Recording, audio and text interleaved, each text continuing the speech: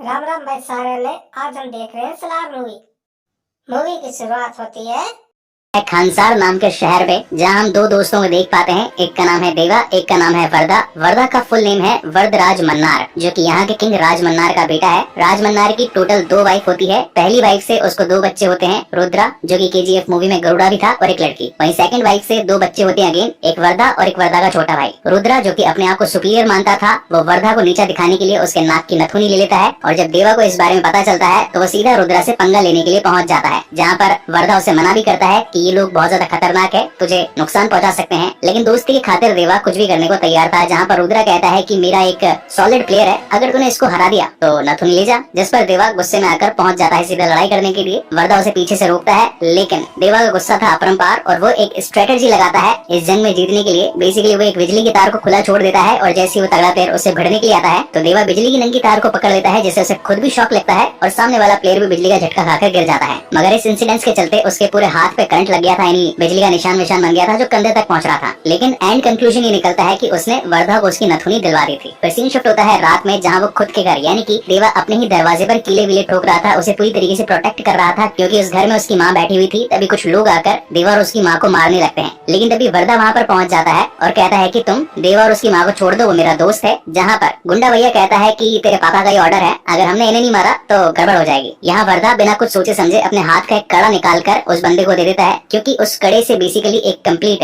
Locality का distribution होता है। मतलब कि जिसके पास छोटा कड़ा है तो वो एक छोटा जिला या तहसील रखता है, किसी के पास बड़ा कड़ा है तो एक शहर जितनी पावर है। खैर गुंडे को तो ज्यादा पावर से मतलब थी, इसलिए कड़ा लेकर वो देवा और उसकी माँ को छोड़कर चला जाता है। घर से बाहर निकलने के बाद माँ देवा को कहती है कि हम लोग यहाँ से चले जाएंगे और आज के बाद कभी भी खानसार में लौट कर नहीं आएंगे। लेकिन माँ से वादा करने से पहले देवा जाकर वर्दा से वादा करता है कि आज तूने मेरे लिए जो किया, मैं हमेशा तेरे लिए शुक्रगुजार हूँ, तेरे लिए शिकार भी बनूंगा और शिकार भी करूंगा, जब भी तू बुलाएगा दौड़ा चलाऊंगा। और वर्दा खुद भी कह देता है कि हाँ भाई, अब तुम्हारी जान को यहाँ पर खतरा है तो अभी तुम निकल जाओ। लेकिन जाने के साथ साथ वो उसे एक नाम भी दे देता है, जो कि होता है सलार। जिसके बाद सीन शिफ्ट होता है प्रेजेंट टाइम में, और यहाँ हम देख पाते हैं एक बहुत बड़े बिजनेसमैन को, जो कि खानसार के दुश्मनों से बचकर अब इंडिया के बाहर रह रहा होता है। लेकिन उसकी बेटी इंडिया चली जाती है। अब जो सारे दुश्मन उस बिजनेसमैन का वेट कर रहे थे वो नहीं मिला, उसकी बेटी मिल गई तो बल्ले बल्ले। अब जहाँ एक तरफ सारे दुश्मन बेटी को ढूंढने में लगे थे, वहीं उसके पिताजी इंडिया में अपने कॉन्टेक्ट्स को यूज करते हैं और बताते हैं कि मुझसे गलती हो गई, मेरी बेटी इंडिया पहुंच गई है, दुश्मन यानी कि खानसार के लोग उसे पकड़कर चीर फाड़ देंगे, मैं चाहता हूँ कि तुम उससे बुला लो,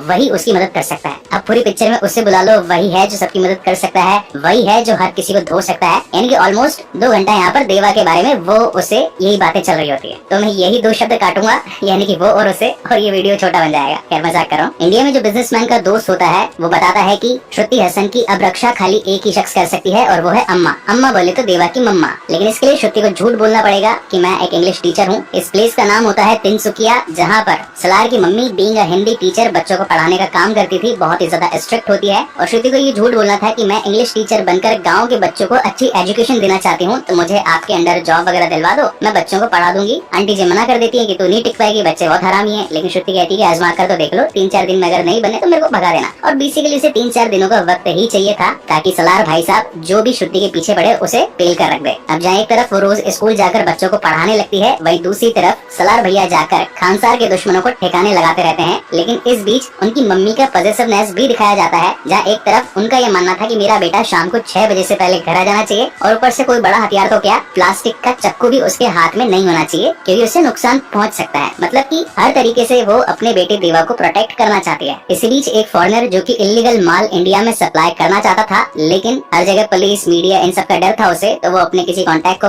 बुलाता है, कहता है कि भैया माल की सप्लाई वगैरह करवा दे, एक बड़ा हिस्सा तुझे दूंगा। अब ये भी जो गैंगस्टर होता है, ये भी अच्छा खासा नामी गिरामी गैंगस्टर होता है, तो ये यहाँ पर खानसार की सील इसके माल पर लगवा देता है। अब ये जो सील है ये पूरे राज्य तो क्या, स्टेट तो क्या, डिस्ट्रिक्ट तो क्या, पूरे के पूरे भारत देश में चलती है।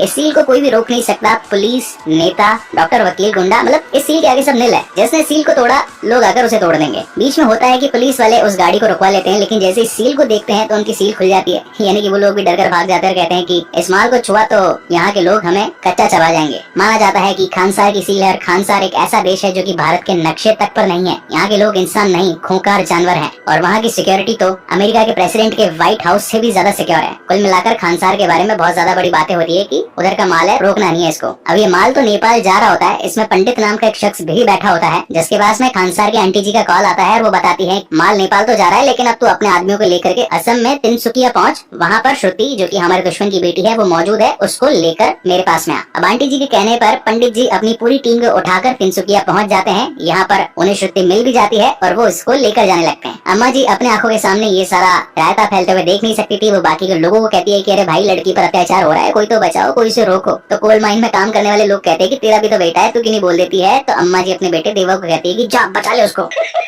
और फिर आते हैं देवा भैया, जिसकी पूरी पिक्चर में वो आएगा, उसके आने से ये हो जाएगा। तो वो पर्सन यानी कि देवा जी आ जाते हैं एंड देन बहुत सारी मार कुटाई, धुलाई पिटाई, ठुकाई, बोले तो सारे गुंडों का सर्वनाश। मगर अब ये बात खानसार तक भी पहुंच जाती है कि हमारा माल तिनसुकिया में रोका गया है। सील को रोकना यानी कि मौत को दावत देना। तो वर्धा जी मतलब जो शुरू की साड़ी में नथुनी के लिए लड़वा रहे थे, वो कहते हैं कि इस पूरी इंडिया में एक ही शख्स है जो सील को रोक सकता है और वो होगा देवा। और खानसार के नियमों के हिसाब से जिसने सील को रोका वो मरेगा, यानी कि अब देवा मरेगा। मीनवाइल कहानी में ये भी पता चलता है कि जिसने सील बनाई वो खुद भी है सलार, यानी कि देवा ने ही ये सील बनाई थी। खैर अब श्रुति जी की जान तो बच चुकी होती है और अब उसे सेफ रखवाने के लिए देवा अपने खास आदमी यानी कि जो शुरू वाला गैंगस्टर आदमी था उसे बोलकर श्रुति को दूर कहीं भिजवाने लगता है और अब जंग छेड़ने वाला होता है वर्धा के खिलाफ। मीनवाइल रास्ते में जाते जाते श्रुति जी गैंगस्टर से पूछती है कि आखिर सलार कौन है, इसकी मम्मी कहाँ से आई है, ये स्कूल चलाने का क्या फायदा है, वो रेंज पाना स्क्रू ड्राइवर चलाने वाला इंसान गन वगैरह कैसे इतनी चला रहा है, उसके नाम की सील क्यों है। मतलब ऑलमोस्ट 50-60 क्वेश्चन उसको पूछ लेती है। तो उस बेचारे को एक पूरी स्टोरी सुनानी पड़ती है। वही स्टोरी हम भी आपको सुनाएंगे लेकिन क्रिस्प एंड क्लियर। तो बात है आज से हजारों साल पहले की, यानी कि उसमें राम युग, कृष्ण युग, महाभारत युग, ये सब आ गए, तेनालीराम, अकबर, बीरबल सब घुस गए इसमें। तो उन दिनों लूटपाट का बड़ा चलन था जिसमें 3 कबीले शामिल होते हैं। इनका नाम होता है शौर्यांग, मन्नार और गनियार। 1000 साल तक इन्होंने निर्विरोध बोले तो बिना लड़े खुद से इंटरनली दूसरे लोगों से लड़ भिड़ कर पैसा वैसा खूब छापा, अपना खुद का एक साम्राज्य बना दिया जिसको कहा जाता है खानसार। हर एक कबीले का एक लीडर होता है। उस टाइम पे मन्नार जी के लीडर होते हैं शिव मन्नार। और जब 1947 में इंडिया पाकिस्तान का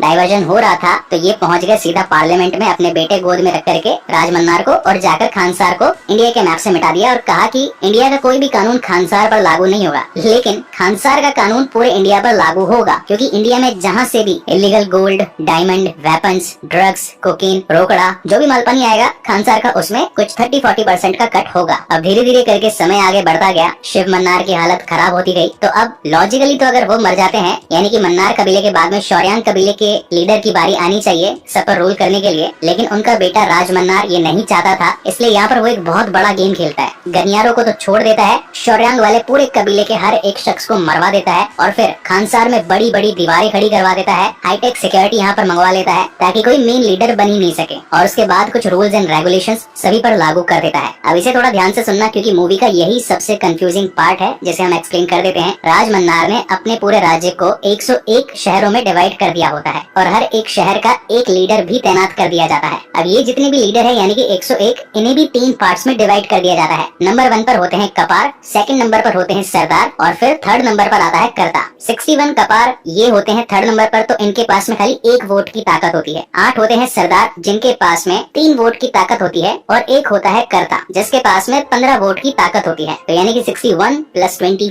+ 15 हो जाते हैं 100। और 1 वोट इनका नाकारा बेटा था जिसने की शुरुआत में एक बड़े वाले राज्य को खो दिया था, तो एक छोटा वाला राज्य इसे भी दे दिया जाता है, तो टोटल मिला के 101 हो जाते हैं। अब यहाँ पर सबसे खास बात ये थी कि राज मन्नार ने 8 सरदारों में से 5 लोग तो खुद के ही ठूसे हुए थे। हर एक का नाम, हर एक की कहानी बताऊंगा, बहुत लंबी हो जाएगी स्टोरी, सुनाओ। डायरेक्ट स्टोरी पर वापस आते हैं। इस वक्त कर्ता बोले तो राज मन्नार जिसके पास में 15 वोट्स की ताकत होती है, जो कि फॉर द मोमेंट पूरे खानसार को मैनेज कर रहा होता है। उसके पास में ये इन्फॉर्मेशन आती है कि किसी ने खानसार से एक बहुत बड़े गन्स, ग्रेनेड, इलीगल वेपन का ऑर्डर दिया है यूएस में कहीं तो, और अब वो सारे हथियार बनना शुरू हो चुके हैं। अब ये ऑर्डर किसने दिया इस बात का पता लगवाने के लिए खानसार से हमारे कर्ता जी यानी कि राज मन्नार निकल पड़ते हैं यूएस के लिए। मीनवाइल खुद की गैर हाजिरी में वो अपनी बेटी को यहाँ का कर्ता बनाकर जाते हैं कि भैया तेरे पास टेम्पररी पावर है, थोड़ा बहुत मैनेज कर लेना। लेकिन खानसार में पुराने नियमों के हिसाब से एक निबंधन होता है जिसमें ये बात मौजूद थी कि जो भी पावरफुल है वो अपनी पावर का यूज करके अपना दमखम दिखा करके अच्छी पोस्ट को हासिल कर सकता है, यानी कि कर्ता वगैरह बन सकता है और खानसार उसका हो जाएगा। तो इस पर खूब लड़ाई भिड़ाई होती है। हाँ, एक छोटी सी चीज और,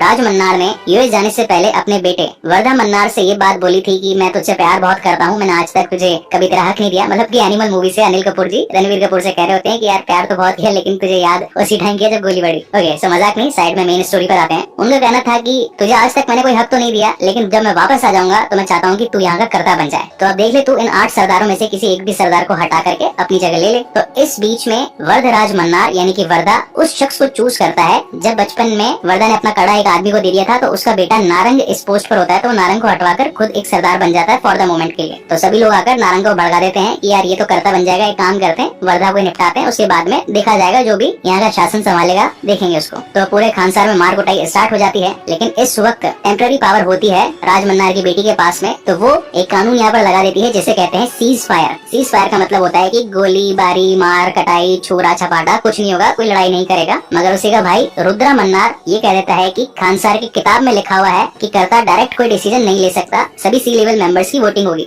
सी लेवल मतलब जो कि कंपनी के सीईओ, सीटीओ, सीएमओ होते हैं, तो यहाँ पर ये आप इनको मान सकते हो। अब ये वोटिंग होने वाली थी 9 दिनों के बाद में, जहाँ पर ये बात क्लियर होगी कि सीज फायर रखी जाए कि हटाई जाए। अगर सीज फायर लगी रहती है वोटिंग में जीतने पर, यानी कि अब कोई किसी से मार कटाई नहीं करेगा, नॉर्मलाइज शासन होगा। और अगर हटा दी जाती है वोटिंग में, ये बात लागू हो जाती है, तो हर जगह मार धड़ाई होगी। जो भी अपने किसी को दुश्मन वगैरह मानते हैं, सारे के सारे लोग मार दिए जाएंगे। तो इस चक्कर में ये जो 8 सरदार होते हैं, ये अपनी अपनी टीम को बिल्डअप करने के लिए दूसरे देशों से एक एक टीम बुलवा लेते हैं। किसी की रशिया से आती है, किसी की जापान से आती है, किसी की यूएस से आती है। तो यहाँ पर वर्धा का छोटा भाई उससे कहता है कि भैया अपन भी फाइट के इन बिटवीन ही है, अपनी भी कोई आर्मी वगैरह बुलाओ। तो यहाँ पर वर्धा जी को अपना बचपन का दिया हुआ वादा सलार से याद आता है, और वो एक ही आदमी से मदद मांगने के लिए जाते हैं, यानी कि देवा, और वो इनकी मदद करने के लिए यहाँ पर आ भी जाता है। अब इस बीच कहानी में 3 ऐसे बड़े बड़े इंसिडेंट्स होते हैं जो कि मैं एकदम शॉर्ट में निपटा देता हूँ। पहली बात तो ये कि नारंग अपने बेटे को अब एक नया सरदार बनाना चाहता था। बेटा जो कि हरामी था, हर दिन एक नई लड़की लाना चाहता था, पतंग उड़ाकर लड़की चूज करता था, तो सलार गुस्से में आकर उसे मार देता है। सेकंड बड़ा इंसिडेंस ये होता है कि नारंग जो कि अपने बेटे की मौत का बदला लेने के लिए वर्धा और सलार और उसके दोस्तों को सभी को अपने जेल में ठूस देता है, और 9 दिनों तक ये लोग वहीं पे बंद रहने वाले होते हैं। और थर्ड इंसिडेंस होता है कि बीच बीच में श्रुति अपने गैंगस्टर के साथ में ये स्टोरी पूछती रहती है कि अब उसने क्या किया, बाद में क्या किया, मतलब केजीएफ वाली लाइनअप थोड़ी चल रही होती है। तो खैर, स्टोरी को स्ट्रेच करने के लिए ये तीनों पॉइंट्स स्टोरी में डाले गए थे, लेकिन एक्सप्लेनेशन के हिसाब से ये तीनों जल्दी में ही मैंने निपटा दिए हैं। अब बात करते हैं डायरेक्ट कंक्लूजन पर। 9 दिन हो चुके होते हैं पूरे, और अब तो राज मन्नार भी आ चुके होते हैं यूएस के दौरे से अपने खानसार में, जहाँ पर इस वक्त वोटिंग चल रही थी 3 टाइप के लोगों के बीच में। नंबर 1 यानी कि कपार, नंबर 2 यानी कि सरदार, और नंबर 3 यानी कि कर्ता। लेकिन 50-50 पॉइंट्स दोनों तरफ हो जाते हैं। 50% लोग बोलते हैं कि भाई हटाओ सीज फायर, और 50% लोग बोलते हैं कि नहीं, लगे हुए रहने दो सीज फायर। अब सारा कुछ वर्धा के लास्ट ओपिनियन पर डिपेंड करता था कि हटाओ या फिर लगाओ। तो वर्धा के पिताजी यानी कि राज मन्नार, जो कि कर्ता होते हैं, जिनके पास 15 वोट्स की पावर भी होती है, वो ये सोच रहे होते हैं कि वो तो लगी भी रहने देगा सीज फायर, ताकि मार कुटाई नहीं हो, कोई भी उसे जान से ना मारे, और आगे आने वाले वक्त में वही यहाँ का मेन लीडर वगैरह बन जाए। मगर वर्धा जी यहाँ पर कर देते हैं कि सीज फायर को हटाओ। अब उसने ये ऑप्शन क्यों लिया वो हमें इसके सेकंड पार्ट में पता चलेगा। अब यहाँ पर होता क्या है कि हर कोई मार कुटाई पर उतर आता है, जहाँ पर वर्धा और सलार यानी कि देवा, ये दोनों मिलकर ढेर सारे लोगों को, ढेर सारे सरदारों को कूट पाट देते हैं। बहुत सारा खून खराब होता है, ढेर सारी फाइटिंग। लेकिन इस चलती मार कुटाई में यहाँ राज मन्नार को भी कोई शख्स मारने के लिए आता है, जो कि होता है उसका खुद का जवाई, यानी कि पहली वाली बीवी से पैदा हुई बड़ी बेटी का पति। मैं जानता हूँ थोड़ा सा लंबा रिलेशनशिप है, लेकिन आज जवाई कह देता हूँ तो समझ जाना। ये भाई साहब बिलोंग करते हैं शौर्यांग कबीले से। आज से जब 30 साल पहले बहुत सारी मार कुटाई हुई थी, तो जब मन्नार कबीले ने पूरे शौर्यांग कबीले को खत्म करने का डिसाइड किया था, तो उन कबीलों वालों ने अपने बच्चों को नीचे गटर में छिपा दिया था, ताकि बच्चों पर कोई हाथ वाथ ना उठा पाए। और गनियारों को इसलिए छोड़ दिया था क्योंकि उन लोगों में एकता कभी नहीं थी। इसका सीधा मतलब साफ है कि अगर एक को चाटा मारोगे तो 10 लोग साइड में यूं ही बैठ जाएंगे कि भैया एकता नहीं अपने में, क्या ही लड़ेंगे, अपन साइड में बैठ जाते हैं। इसलिए गनियारों को तो छोड़ दिया, और शौर्यांग जो कि हमेशा एकता वेकता में रहते थे, तो उन लोगों को मार काट दिया। इसी के साथ सबसे बड़ा प्लॉट ये रिवील होता है कि देवा, जिसे मारने के लिए मन्नार के लोग आए थे, लेकिन वर्धा ने उसे बचा लिया था। तो देवा भी खुद शौर्यांग कबीले के लीडर का बेटा होता है। और जो मैंने शुरुआत में आपको बात बताई थी कि अगर मन्नार कबीले का कोई सरदार या कोई लीडर वगैरह अगर अपने पोस्ट से हट जाता है, मर जाता है, तो सेकंड नंबर पर बारी आनी थी शौर्यांग कबीले के किसी इंसान की। तो पिताजी तो थे नहीं, तो